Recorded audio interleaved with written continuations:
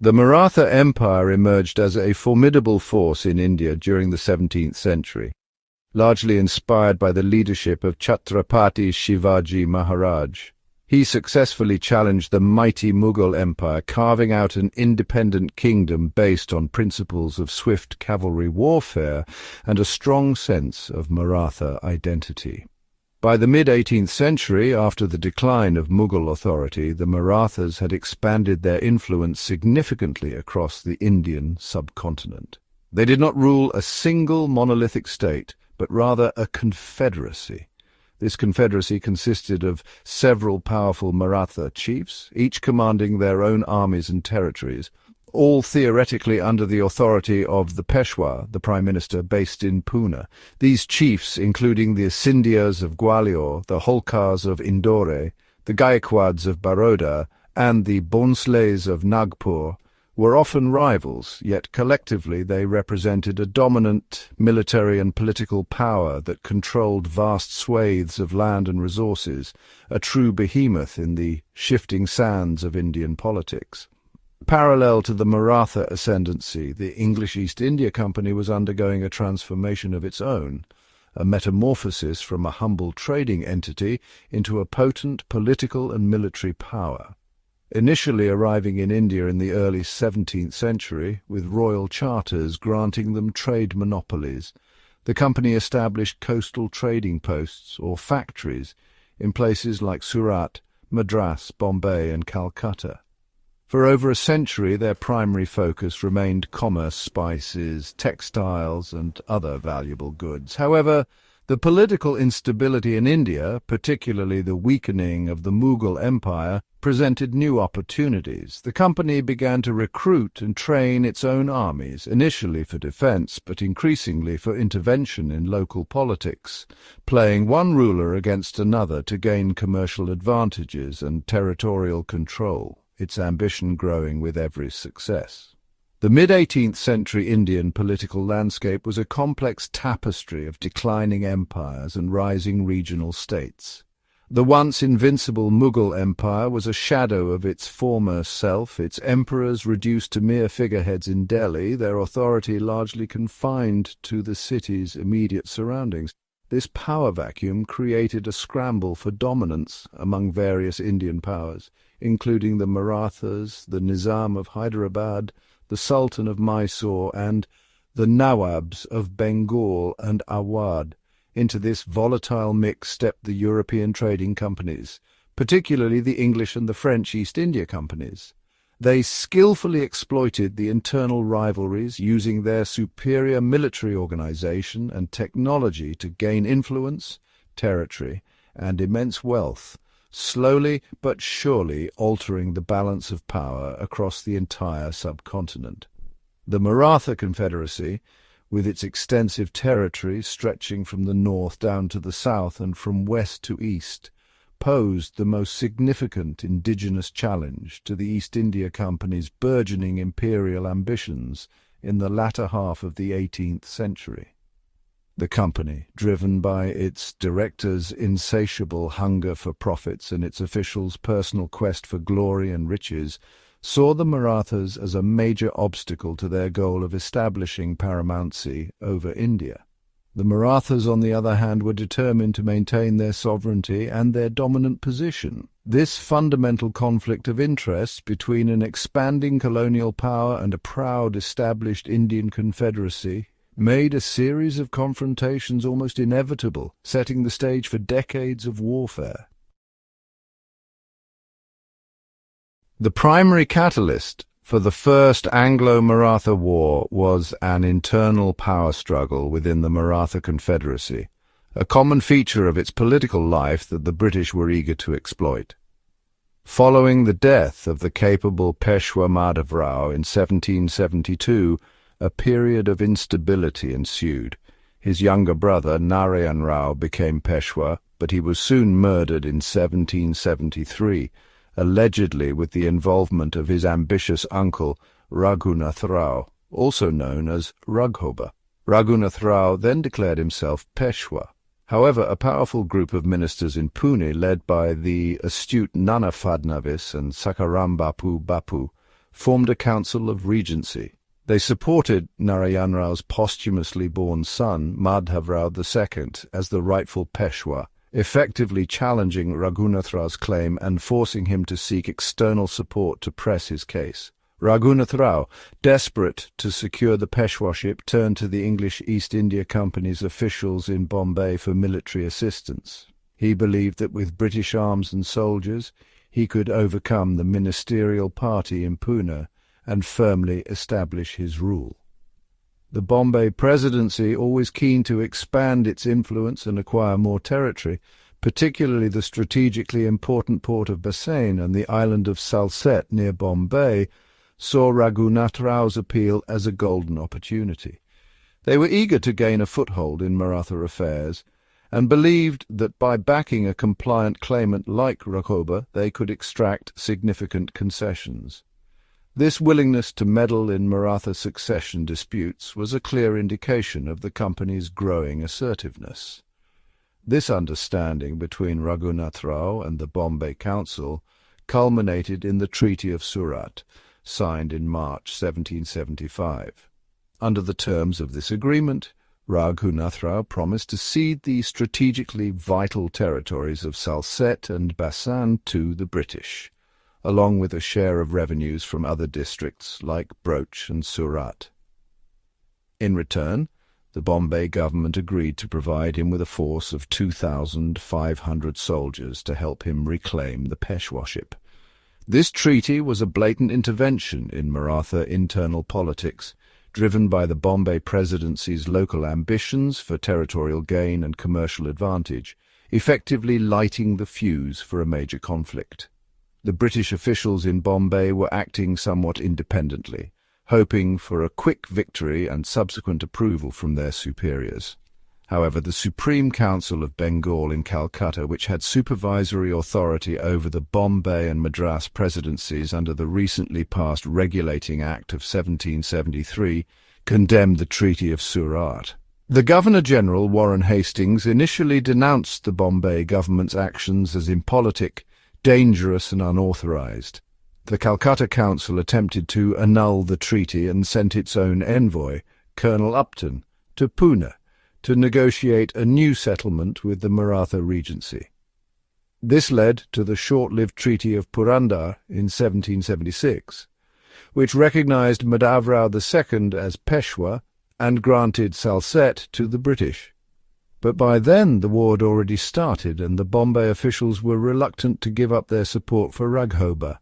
The mixed signals and internal divisions within the British command structure further complicated an already volatile situation, ensuring the conflict would escalate. The initial phases of the First Anglo-Maratha War did not go well for the ambitious Bombay Presidency. An ill-prepared British force, accompanying Raghunath Rao, advanced from Bombay towards Pune. They met a strong Maratha army at the Battle of Ardas, also known as the Battle of Arras, in May 1775. The Maratha forces, though perhaps surprised by the direct British involvement, fought fiercely. The British column, hampered by poor leadership and logistical issues, suffered a significant reverse. This early engagement demonstrated that the Marathas were not to be underestimated, and that the company's soldiers, while disciplined, were not invincible, especially when poorly led and operating deep within unfamiliar Maratha territory. The dream of a swift march to Pune and the easy installation of Raghoba was quickly shattered. The most humiliating episode for the British during this war was their disastrous campaign towards Pune in early 1779. A force of around 3,900 men under Colonel Egerton and later Colonel Cockburn, again accompanying Raghunath Rao, set out from Bombay with the objective of capturing the Maratha capital. However, the Maratha forces, under the able command of Mahadaji Shinde and Nana Fadnavis, employed effective scorched-earth tactics and relentless harassment. The slow-moving British column was surrounded at Wadgaon, a village not far from Pune. Cut off from supplies and facing a much larger Maratha army, the British commanders were forced into a humiliating surrender, signing the Convention of Wadgaon in January 1779. This agreement stipulated that the British would return all territories acquired since 1773 and hand over Raghunathrao to the Marathas, a severe blow to British prestige. News of the Wadgaon debacle spurred Warren Hastings in Calcutta to take more decisive action to salvage the situation and British honour. He dispatched a strong force from Bengal under Colonel Thomas Goddard, who undertook an arduous overland march across central India, a remarkable feat of logistics and endurance at the time. Goddard's arrival significantly shifted the military balance. He managed to capture the important city of Ahmedabad in February 1780, and later seized Bassein in December 1780 after a difficult siege. These victories helped to restore some of the company's military reputation that had been tarnished at Wadgaon. Goddard's campaign demonstrated the company's ability to project power across vast distances within India. Meanwhile, another brilliant Maratha commander, Mahadaji Shinde, continued to pose a serious challenge to the British in central India. He employed skillful guerrilla tactics, avoiding pitched battles where British discipline and artillery might prevail, and instead focused on disrupting their supply lines and harassing their forces. However, the British also achieved some notable successes against Shinde. In a daring night raid in August 1780, Captain Popham, leading a small detachment, managed to scale the supposedly impregnable Gwalior fort, one of Shinde's most prized possessions. Despite these British victories, the war dragged on for several years, proving costly in terms of men and money for both the East India Company and the Maratha Confederacy, with neither side able to achieve a decisive war-ending victory. After years of exhausting and expensive warfare, both the Marathas and the British East India Company began to seek an end to the hostilities. For the Marathas, the constant conflict was straining their resources and creating internal divisions, even though they had fought bravely and often successfully. For the British, the First Anglo-Maratha War was becoming a significant financial drain. Furthermore, Britain was entangled in other global conflicts, most notably the American War of Independence and wars against European rivals like France and Spain, who were also intervening in India by supporting Indian rulers hostile to the British. This wider geopolitical context made peace in India a desirable objective for Warren Hastings, allowing the company to consolidate its existing gains and redirect resources elsewhere. The path to peace was paved through lengthy and complex negotiations, which eventually led to the signing of the Treaty of Salbai in May 1782. The treaty was primarily negotiated between the British and Mahadaji Shinde, who acted as a key intermediary and guarantor between the Peshwa's government in Pune and the British. Mahadaji Shinde's role was crucial. His influence within the Maratha Confederacy and his pragmatic approach helped to bridge the gap between the warring parties. The treaty took over a year to be ratified by Nana Fadnavis and the Peshwa in Pune, finally coming into effect in June 1783. This delay itself highlighted the complex power dynamics within the Maratha leadership. The main terms of the Treaty of Salbai largely restored the status quo ante bellum, meaning the situation as it was before the war began. The British agreed to renounce their support for Raghunathrao, who was granted a generous pension by the Peshwa and retired from active politics. Madhavrao II was formally recognized by the British as the legitimate Peshwa. The British were allowed to retain the island of Salsette, near Bombay, which had been one of their key objectives from the outset. They also kept some smaller territories like Broach. However, most of the territories captured by the British during the war, including Bassein, were returned to the Marathas. This represented a significant concession from the British, acknowledging the Marathas' strength. The implications of the Treaty of Salbai were significant for both sides. For the British, While they did not achieve all their initial ambitions, they did manage to secure Salsette and, more importantly, extricate themselves from a costly war. Their prestige, severely damaged by the Wadgaon disaster, was somewhat restored by later victories. For the Marathas, the treaty demonstrated their resilience and their ability to stand up to the growing power of the East India Company. They had largely preserved their territories and their political structure.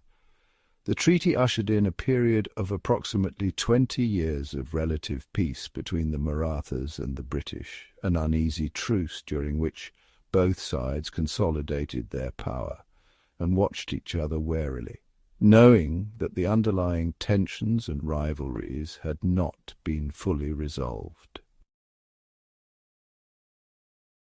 The Section 5 shifting alliances the path to the Second Anglo-Maratha War, 1803 to 1805. The 2 decades of peace following the Treaty of Salbai were marked by continued and in fact intensified internal conflicts within the Maratha Confederacy. The facade of unity under the Peshwa barely concealed the deep-seated rivalries among the major Maratha chieftains, the Scindias, Holkars, Bonsleys, and Gaekwads. Each sought to expand their own power and influence, often at the expense of the others or the Peshwa himself. The death of the highly capable statesman Nana Fadnavis in March 1800 was a critical blow to Maratha cohesion. He had been a key figure in holding the Confederacy together and resisting British encroachment. With his demise, the already weak and vacillating Peshwa Bajirao II found himself increasingly isolated and unable to control his powerful feudatories. Into this volatile Indian political scene stepped Richard Wellesley, who became the Governor-General of India in 1798. Wellesley was an ardent imperialist, driven by a vision of establishing undisputed British supremacy over the entire Indian subcontinent. He believed that the East India Company should be the paramount power, with Indian states existing only as subordinate allies. To achieve this, he aggressively pursued a policy of subsidiary alliances. Under this system, Indian rulers were compelled to accept British military protection, and a British contingent stationed in their territory, paid for by the ruler, cede territory for the upkeep of these troops and surrender control of their foreign policy to the company. This policy was a direct challenge to Maratha independence. The simmering internal Maratha conflicts boiled over in October 1802, when Yashwantrao Holkar, one of the most formidable Maratha commanders, decisively defeated the combined forces of Peshwa Bajirao II and Daulat Rao Scindia at the Battle of Pune or Hadapsar. This defeat was a humiliation for the Peshwa. Fearing for his life and position, Bajirao II fled from his capital, Pune, and sought refuge with the British at Bassein. This act of desperation provided Lord Wellesley with the perfect pretext to intervene directly in Maratha affairs and impose his subsidiary alliance system upon the titular head of the Maratha Confederacy, an opportunity he had long been waiting for. On December 31st, 1802, the fugitive Peshwa Bajirao II signed the Treaty of Bassein with the British East India Company. In exchange for British support to restore him to power in Pune, Bajirao II agreed to all the terms of a subsidiary alliance. He accepted a British subsidiary force to be stationed in his territory, ceded valuable lands for its maintenance, and crucially agreed to relinquish control over his foreign relations, promising not to engage in diplomatic correspondence or conflicts with other states without British consent. This treaty was a watershed moment. While it restored Bajirao II to Pune, it effectively ended his independence and, by extension, threatened the sovereignty of the entire Maratha Confederacy. The other powerful Maratha chiefs, particularly Scindia and Bonsle, viewed the treaty as a national degradation and a direct assault on their own autonomy, making a second major war inevitable. Section 6. Wellesley's campaign's decisive battles of the Second War, The Treaty of Bassein was deeply resented by several influential Maratha leaders who saw it as a betrayal of Maratha independence by Peshwa Bajirao II. Daulat Rao Scindia of Gwalior and Raghuji Bhonsle II of Nagpur, two of the most powerful chiefs in the Confederacy, refused to accept the treaty's terms. They began to mobilize their armies, viewing the British imposition on the Peshwa as a direct threat to their own power and autonomy. They saw the treaty as the thin end of the wedge, leading to complete British domination. Yashwantrao Holkar of Indore, another major Maratha power, initially remained aloof from this anti-British coalition, choosing to watch the unfolding events, a decision that would prove costly to Maratha unity in the initial stages of the conflict. This division among the leading Maratha houses played directly into British hands. Lord Wellesley, anticipating resistance, had already prepared for war. He unleashed a multi-pronged military offensive against the defiant Maratha chiefs. In the Deccan region, the British forces were commanded by his younger brother, Major General Arthur Wellesley, the future Duke of Wellington. On September 23, 1803, Arthur Wellesley, with a relatively small force, confronted the much larger combined armies of Scindia and Bhonsle at the Battle of Assaye. Despite being heavily outnumbered, Wellesley launched a daring attack. The battle was incredibly fierce and bloody, with very high casualties on both sides. However, the superior discipline and firepower of the company's troops, combined with Wellesley's bold leadership, eventually secured a hard-fought British victory. Assaye was a turning point, severely damaging the morale and military strength of the allied Maratha forces in the south. Following the victory at Assaye, Arthur Wellesley continued his successful campaign in the Deccan. He inflicted another defeat on Bhonsle's forces at the Battle of Argayon in November 1803 and subsequently captured the formidable hill fortress of Gabalghur in December 1803, effectively breaking Bhonsle's military power. Simultaneously, in northern India, another British force under General Gerard Lake launched a highly effective campaign against Scindia's northern territories. General Lake won a significant victory at the Battle of Delhi in September 1803, capturing the city of Delhi and, symbolically, the elderly Mughal Emperor Shah Alam II, who now came under British protection. Lake followed this with another crushing defeat of Scindia's remaining northern army at the Battle of Laswari in November 1803, where Scindia's well-trained regular infantry battalions were annihilated. The British victories in the Second Anglo-Maratha War were remarkably swift and comprehensive, highlighting a significant shift in the military balance of power in India.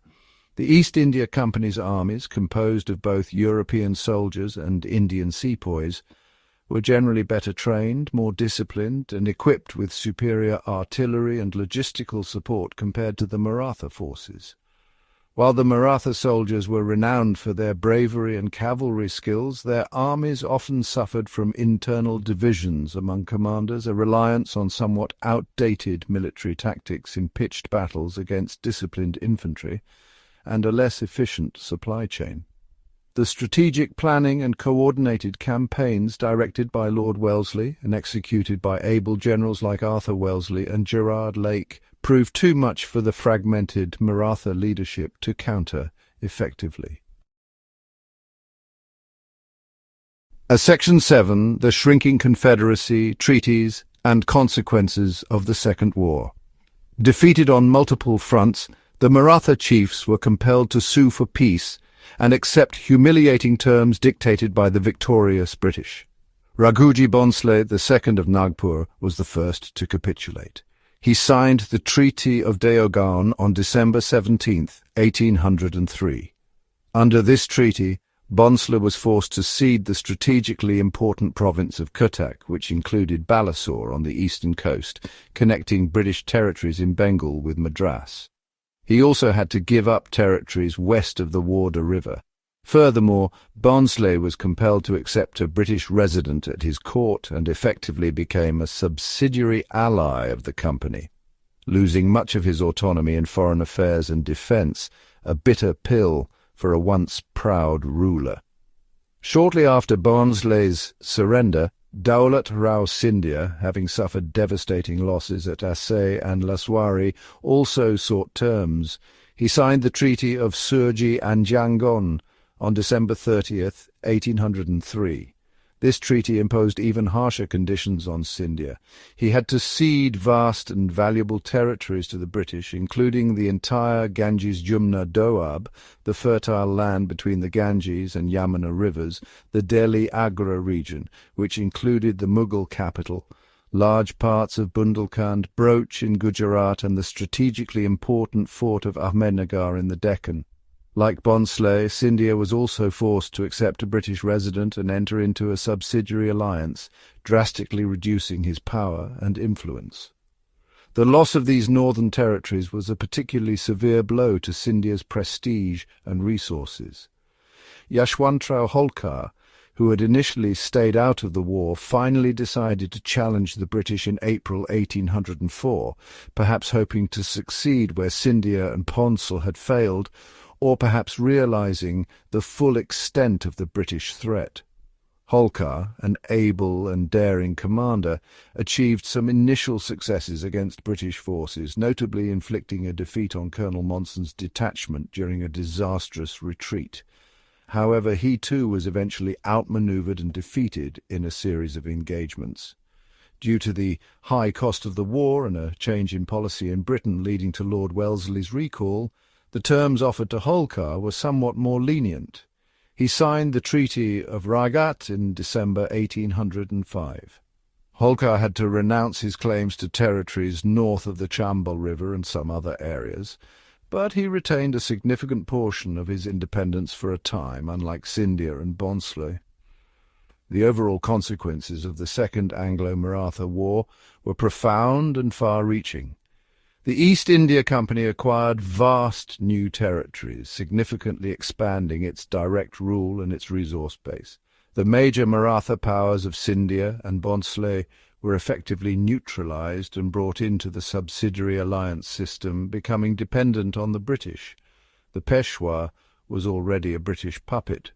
The Maratha Confederacy, as a unified political and military entity capable of challenging British ambitions, was severely weakened and fragmented.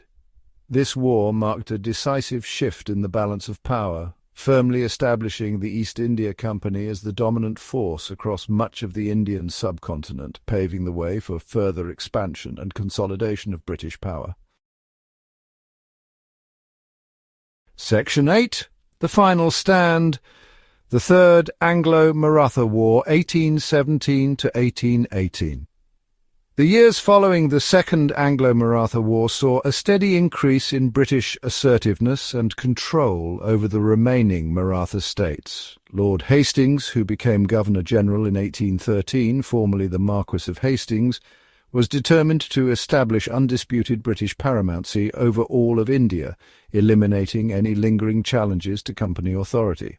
The subsidiary alliance system, while curbing the external sovereignty of Maratha rulers, still left them with internal autonomy, which some, particularly Peshwa Bajirao II, found increasingly galling. There was widespread resentment among the Marathas over their lost independence, the financial burdens of the subsidiary treaties, and the often overbearing presence of British residents at their courts. This simmering discontent set the stage for one final desperate attempt to throw off British dominance. Peshwa Bajirao II, despite being bound by the Treaty of Bassein, began to covertly intrigue against the British. He attempted to rally the other Maratha chiefs, including the Holkars and the Bonsleys, to form a united front and restore Maratha power. He chafed under the restrictions imposed by the British and sought to rebuild his military strength. The British, for their part, were becoming increasingly concerned about the activities of the Pindaris. The Pindaris were loosely organized bands of irregular horsemen and plunderers, many of whom had historically served with Maratha armies. As Maratha power declined, the Pindaris became more independent, and their raids into British and Allied territories became more frequent and destructive. Lord Hastings decided to launch a large-scale military campaign to suppress the Pindaris, and this operation provided the convenient context and pretext for confronting the restless Maratha chiefs. The Third Anglo-Maratha War, also known as the Pindari War by the British, erupted in late 1817. The Peshwa, seeing the massive British military mobilization for the Pindari campaign as a direct threat, made his move. He attacked the British residency in Pune, but his forces were decisively defeated by a smaller British contingent at the Battle of Khadki, or Kirkai, in November 1817. This was followed by another celebrated British stand against overwhelming odds at the Battle of Koregaon in January 1818, where a small company force held off a large Maratha army. Meanwhile, the forces of Mudhoji II Bhonsle, Appa Sahib of Nagpur, also rose against the British, but were defeated at the Battle of Sitabuldi in November 1817. The Holkar forces met a similar fate, being crushed at the Battle of Mahidpur in December 1817. The Maratha resistance, though spirited in places, was ultimately no match for the well-prepared and numerically superior British armies, which operated with a clear strategic plan. The battles were swift and decisive. Peshwa Bajirao II, after being pursued across the Deccan for several months, finally surrendered to the British in June 1818. His surrender marked the effective end of the Third Anglo-Maratha War and, with it, the end of the Maratha Confederacy as a significant political or military power in India. The British, under Lord Hastings, had achieved their goal of dismantling the last major indigenous challenge to their supremacy. The speed and totality of the Maratha collapse in this final conflict were striking, demonstrating how much their power had eroded over the preceding decades. Section 9. A New Order, the lasting impact of the Anglo-Maratha Wars on India. The conclusion of the Third Anglo-Maratha War brought about a radical transformation of the political map of India, particularly in the Deccan and central regions. The most significant outcome was the complete abolition of the office of the Peshwa, which had been the symbolic, if not always actual, head of the Maratha Confederacy.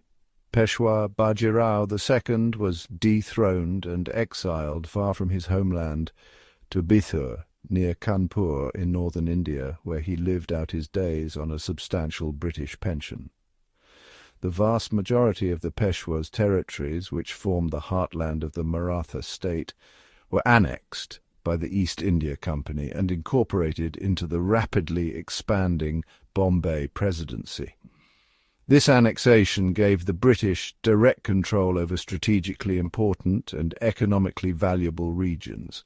The other major Maratha principalities, though not entirely annexed like the Peshwa's domains, were severely curtailed in their power and reduced to the status of princely states under direct British suzerainty.